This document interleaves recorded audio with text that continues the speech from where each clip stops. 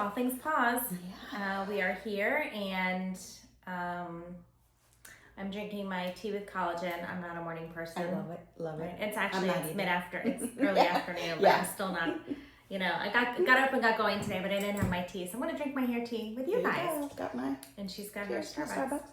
So, well, thank you for joining us. And I just want to say thank you for everybody that does follow us. Yes, I know sometimes we're not always consistent, but we do try and get on here at least once a week and just kind of share our thoughts and our feelings and kind of what we're going through. What just we're thinking about at the time. Yeah, so you know that you're not alone, and we're all kind of in this together. So it's kind of like just having some more girlfriends, right? Mm-hmm.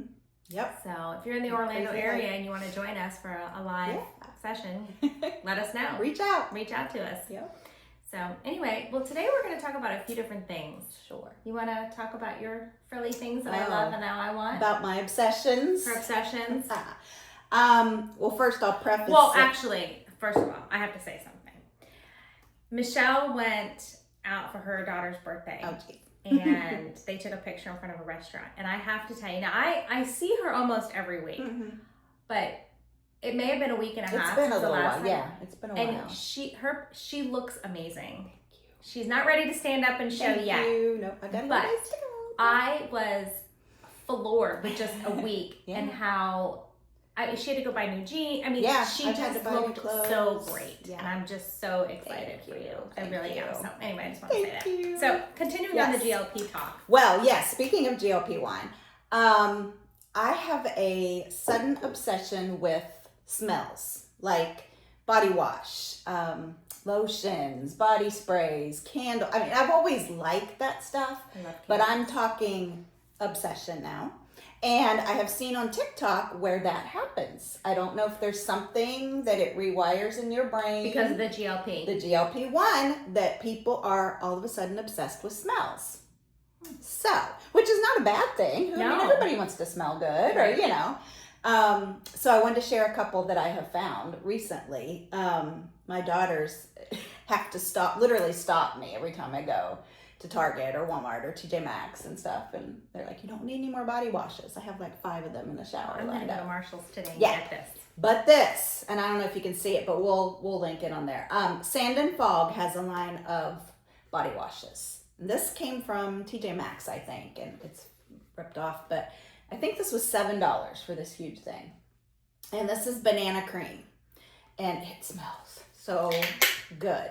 I'm not a banana smelling person, but when I smelled it, it smells more like coconut. Yeah, it's not like a cheesy kind of banana. No, it's subtle. It's really nice. And I never really read the label, and last night when I was using it, I was like, man, it's so nourishing and so soft and silky. And I happened to read that it's made with aloe, which you can definitely tell. I can agree with that. So it's just perfect, and I just love it, and it just feels so good in the shower. And they have all kinds of flavors, you know how Marshall's and TJ Maxx is. It just depends the day, you know what's there. But I know they had a strawberry one. I got a pistachio dream one. I know I got that. Pistachio. Yeah, they have all. I mean, and it smells so good. Well, I'm going to have to end up going to TJ Maxx and Marshall's today until I find that. That's a problem. And they actually have other things too. They had, sometimes they have body butters or lotions, or you just kind of have to really dig and look. What area is it? Because I'm not recalling where. Like over near where the jewelry is and like makeup. Then they have like a body wash kind of lotion area. Because I know that I've gotten the Sand and Fog candles. Yes, yeah. But I don't find that they smell. They don't. They're not as. When I have a candle, I want to walk in and I want to smell the candle. Yeah. And they're not as fragrant. But this is perfect. I don't know. I love it. And one more on my banana kick that I'm on. This is it's Mix Bar, and it's at Target. It's found at Target, and this is just it's a hair and body mist, but. Sometimes hair and body mists don't last. You'll spray them and then it's like done. But this one lasts. Mix Bar. This one's called Banana Whip, and it's part of their summer line. We smelled all of them the other day, my daughters and I, and it was so funny. They have one that smells like a bomb pop. Remember those red, white, and blue popsicles? They have a blueberry one. These are all just like summer fragrances. maybe a watermelon one. And all the other ones were just a little bit artificially smelling one, but this one's not. I mean, I even let you smell, it's not. Yeah, I don't think it's artificial at all. Probably be going to Target today. Yeah. I'm easily $10. influenced. I mean, influenced. that's it, $10. Well, I have some returns to Target, so some clothing items. So I mean, I'm just gonna be there anyway. You're gonna be there anyway. Smell them all. But yeah, that's my latest obsession. But it's something that I stand by. That those are good. Those are good. And you feel like that's all heightened because of the GLP-1? It's heightened for sure. Because like I said, I would always maybe do a spray or so of perfume every now and then, and I could have cared less about scented lotions. Body washes, maybe I would have one that was like, smelled good. I could, it wasn't anything I ever cared about until I started this. And now, obsessed. And some people say it's, you're trading one obsession for the other. Like, you don't have your food obsession, so now you're... Which has been an issue for you, so... Yeah, so it could be that, but I'd much rather just smell pretty. Well, I was going to say, taste and smell are your senses. Very so much it could be that... That's a good point. Huh, interesting. It is really interesting. And I thought it was crazy at first until I started seeing the TikToks of other people, who had the same thing going on. So I'm like, well, I don't think that's a bad obsession. It's not a bad obsession. And I like the price point. Yeah, that's the thing. Things are I'm not so going to expensive. spend. Oh my gosh. There are some body washes out there that are like $15. I'm like, who's going to pay that? I use the Aveeno. Oh yeah, that's good. But I will say it's expensive too. But my husband and I both use it. But that's something that I like in the summertime I usually get the the coconut like beachy smell lotions from Bath and Body Works. Oh yeah. But unless you get everything on sale, I don't know. I use tanning lotion, so I can't put both of them on. But that is I really like for this huge. I don't know how many. Probably also good if you do shower at night. Yeah, that's what I do. Yeah. It's probably a good way to help you sleep, which I should do because I'm not sleeping. Yeah, 32 ounces for like $7. So that's really good. So yeah. I have a new obsession. Okay, what's yours? And I can't show it to you because, and I can't even tell you the actual name of it, but we will link it.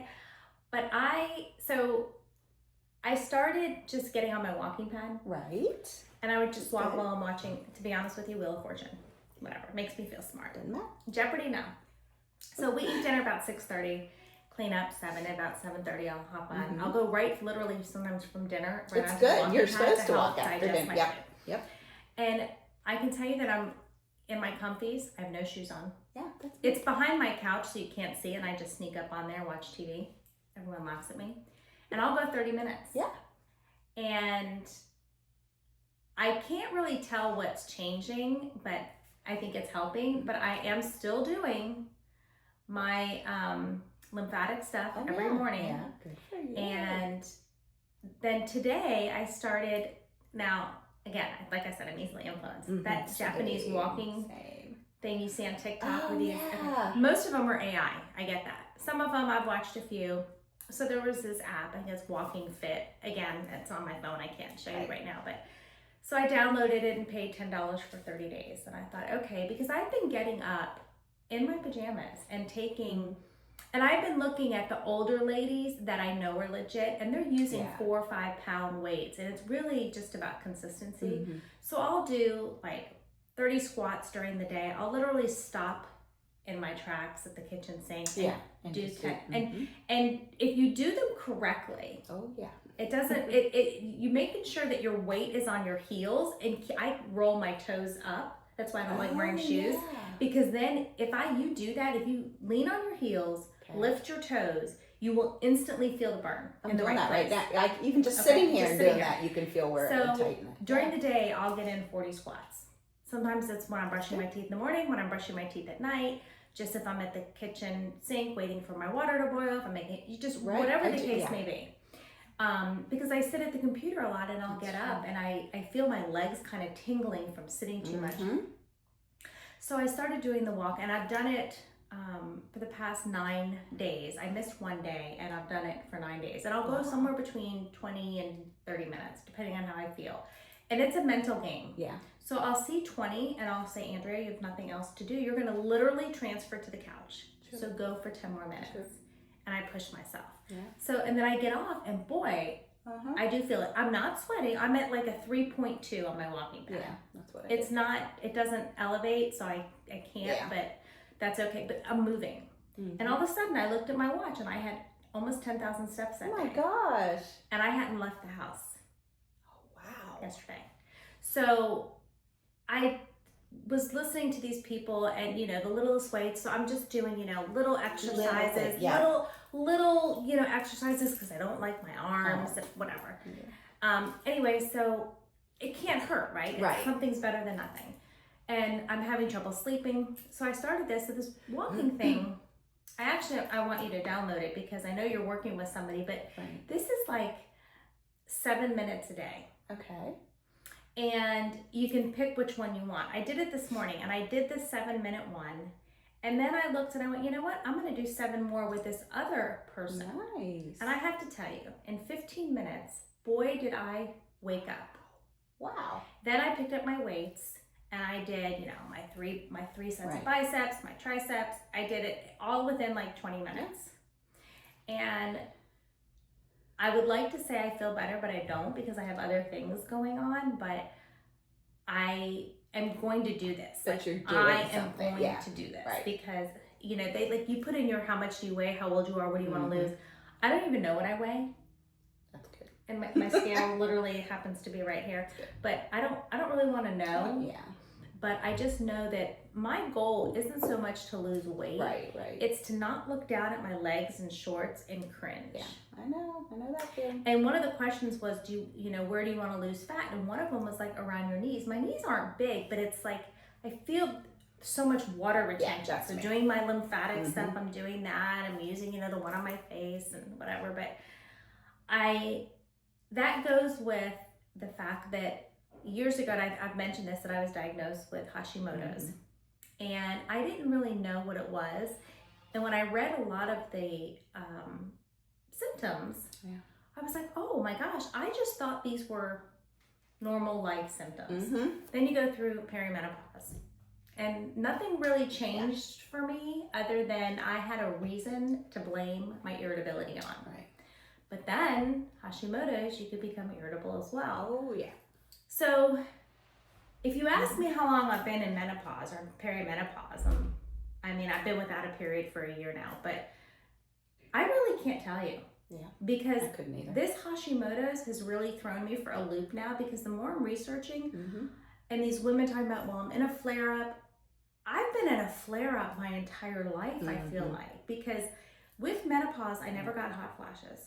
Oh, yeah.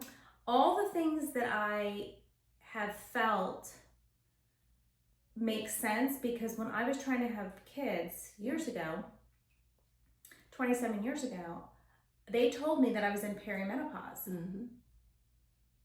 Which means that not only did I have, it wasn't perimenopause, it was Hashimoto's. I was just going to say, So I've lived like this with the dry skin, the brittle hair, the hair falling out for quite a while. And I really don't know what's what. So you have to go do the blood work. And I reached for my phone to get on my portal and send a message that I really wanted to do blood work. I had blood work done 3 months ago. And wouldn't you know it, I'm due to see my doctor July 10th. So I'm actually going for my blood work tomorrow. Because I wake up, I need 6-7 hours of sleep, and I go like an Energizer bunny. And I don't usually fall asleep until 11:30 is pretty much when I turn everything off. But I am so tired during the day now. Like yawning. And that, my entire life, I've never been like that. So something is it a flare-up? Is it? I don't know what it is. It's so frustrating. My whole point is, it is very confusing. And if this is the way that life is, I'll accept it. Emotionally, I have to work on that.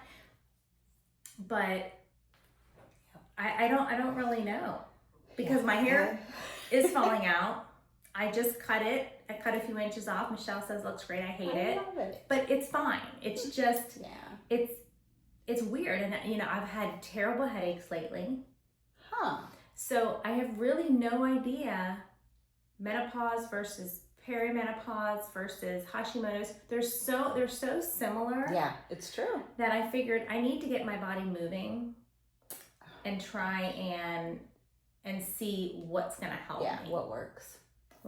I think it's really different for everybody. But if you think you're in perimenopause and you haven't had blood work, have blood work, because it's real easy to. People in perimenopause will all of a sudden have Hashimoto's. Now, you're born with it, okay? You're born with it. So, but I think that there's misdiagnosis in several things because that's true. Because even with Hashimoto's, I agree. I went on the birth control pill when I was like 14 because I couldn't get my periods regular. I was getting them every 2 weeks, and I was like losing half the blood in my body. So that happens during perimenopause. So I think when they should have diagnosed me then, because part of Hashimoto's is infertility issues. Yeah. So. Oh my gosh.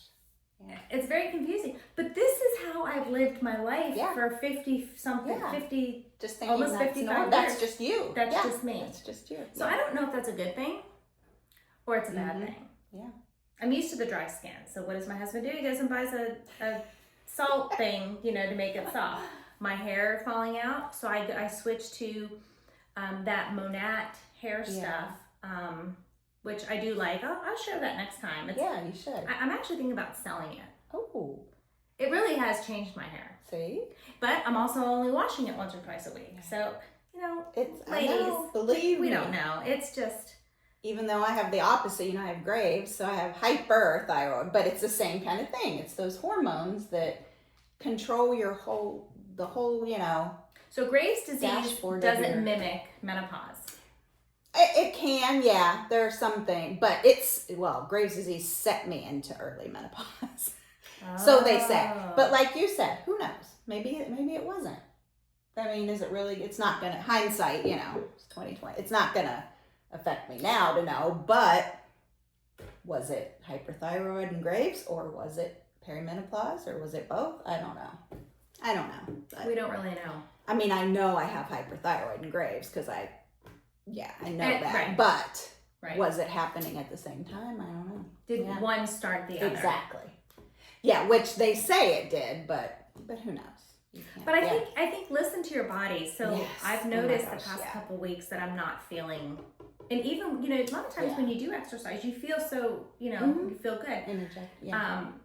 And I'm very impatient. So after I've done it for 2 or 3 days, I'm like, well, I don't see a difference. Same. It's not working. But I'm kind of getting on to myself of just like, you've only been on it 20 minutes, you're going to go to the couch, stick with it. I do the same thing. So I got up this morning and I did that Japanese walking stuff in my pajamas. Yeah, I'll do that. It's really just moving. And what's funny is they already calculated out for you. So I did the one and I had burned like 38 calories, but I had done 988 steps. So just by doing those two things, I had already done. And you know what? 10,000 steps shouldn't be your goal. I've heard that. Yeah. It's 5,000. I was going to say 5,000 is my goal because I thought that was good for me. I just based it on, I don't want to overdo it and exert myself every day. Yeah. And talking to my trainer and other people, you don't have, that's a myth. It is a myth. I think that somebody said 10,000 and then the Apple Watch was more and then it was, so I do look at that and I do want to keep myself moving. But if you look at 5,000 steps, I don't know. When I walked 1.5 miles and I think it was like 3,000 steps. Yeah. I don't know. I have to check. I didn't have my watch on. Right. Yeah. And it doesn't show me on there. It just shows me how many calories. But it's the consistent moving. And that's it. Just moving. And moving every day. Yes. Yeah. Moving every day. So I'll do that. I'll be like, okay, I'm going to just walk for 10 minutes. I'll set a goal of 10 minutes. And then if I absolutely hate it and don't want to do anymore, I won't. But usually 10 minutes go by and you're like, okay, like you said, I'm going to keep going a little bit, Or I look at it and I go, okay. It feels so good. I've gone 1.36 miles. I want to get to 1.5. I'm going to get to 1.5. Yeah, I do that too. So it's really a mental game. It is a mental thing. Everything's a mental game. So when I woke up the other morning and I wasn't cranky. I just felt blah. Yeah. Got a lot going on, and it just felt blah. And I said, okay, Andrea, sometimes my husband will hear, I'll be talking to myself. In the I did that. I literally I'm literally day. looking in the mirror talking to myself. I'm like, okay, Andrea, you got this today. You just gotta. Literally, what I did was I smiled at myself in the mirror, and I instantly felt better. I had a counselor who told me to do that. Seriously, I just, and so it is in our control. It doesn't make things go away. No. But it is in our control. It's and I wish how you respond to. I wish I could instill that upon several family members. Yeah. So it's yeah. Life is really hard. I think next time I want to talk about my son and autism and Asperger's. I think it's a really, really important topic. So I think maybe we'll do that. I just think we're just bringing up topics now, right? Yeah. I mean, and it's still all related to midlife and how we're dealing with stuff. And right. Right. I mean, I think I mentioned this last time. I applied for some teaching jobs. Oh, yeah. Haven't heard back yet. So now I'm starting to feel like it's me. I'm sure it's not, but no. We'll see what happens. My whole thought is I say to myself every day, if it's meant to be, it'll be. I gotta find you will. Yeah, it will. I don't have a ton of faith. Gotta build it. Yes. I believe in God, but when bad things happen to good people, I go, well, where was God in this? Right? I mean, so I have kind of a mixed relationship with him, but I do believe in fate, and I do believe that things happen for a reason. So we'll see what happens with that. But so having Emma home, how's that been? Different. No, it's good. She's possibly going to be moving in with her boyfriend by the end of the summer. So really? That's a possibility. Yeah. So we'll see how. That's kind of a good thing, though. If they know that, I mean. Yeah, she's also ready for a ring. I mean, they've been together, be 5 years this fall, so. And they both have jobs and degrees. It's kind of the next natural step. So we'll see. And we love him, so. Some people, used to, like, coming from my husband's Catholic family, when we moved in together before we got married, it was like they were not happy. Yeah. But how do you know you really? That's the thing. That's the thing. How do you really know? I can't even imagine. Or the people that don't kiss until their wedding day and don't. I mean, what? Like there's some crazy things out there. Can you even imagine? No. Yeah. No, I can't. But I mean, it's good. Yeah, it's good. It's nice. But that is, you're right, the next step. Yeah, I think she's starting to get a little, I don't want to say frustrated, but just she's ready to start that. Yeah, to kind of, she's like, I don't have to get married tomorrow, but I would like to know that this is where his intentions are. And I assume he knows that she feels Oh, yeah. And he can handle her. Yeah. I think he's a good guy. We really love him. JJ's 20, and he said to me the other day, he goes, well, why did you and Dad get married so late? And I said, well, I was 28, but I had a previous life and it didn't work out, and so I waited till I found the right person. Exactly. And I said, well, Jake, you're 20. What age do you think you'll be right getting married? And he said, I don't know, 25, 26. And I said, oh, so can you see yourself in 5 or 6 years being married? And he said, I don't know. You gotta think about that. See? Yeah. But I think those, like his girlfriend, I love her. I think she's great for him. But is she the one? I don't think they even know. I know, yeah. I mean, I would like her to be. I just because I think she's great. I think her family's great. I think it would be. That's how they drive each other, but I don't know much about their relationship. But would I have liked to have gotten married at 25? Probably. I don't know. Well, you got married young. I was your high school sweetheart. Yeah, we were high school sweethearts. I was 26 when I got married. 26 and a half. So yeah. Yeah. But then we've just went recently to 2 weddings, and the girls are like 22, 24. I mean, it just seems so young. It does, but if you think about that's how it used to be. That's what I was going to say. Is it going back to we're getting married younger? Or people just getting more comfortable saying, okay, let's just get married and... Yeah, I don't know. That's a good point. Something we could research. I don't really know. Yeah. But I have one daughter who's completely ready to get married and have kids and just stay home. And then the other daughter is career driven and wants to travel and maybe live somewhere else and just, not ready. So it's interesting. Two completely, completely different perspectives of life.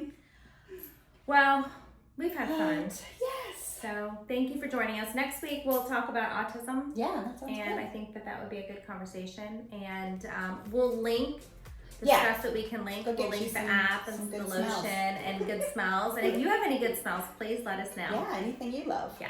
So thank you. Have a great day. Bye.